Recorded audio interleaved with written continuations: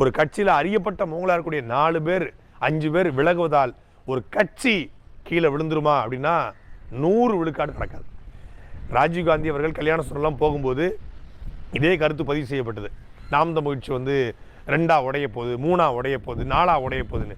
இப்போ சமீபத்தில் ஒரு 10-20 பேர் போயிருக்காங்க. இவங்கெல்லாம் போனதுனால கட்சி உடஞ்சிருமான்னா வாய்ப்பே இல்லை. நாம் தமிழ் கட்சி என்ன நம்பியோ, பேச்சாளர்கள் நம்பியோ, அறியப்பட்ட முகங்களை நம்பியோ மட்டும் இல்லை. நாம் தமிழ் கட்சி லட்சக்கணக்கான கோடிக்கணக்கான தமிழர்களை நம்பி கட்டமைக்கப்பட்ட ஒரு கட்சி.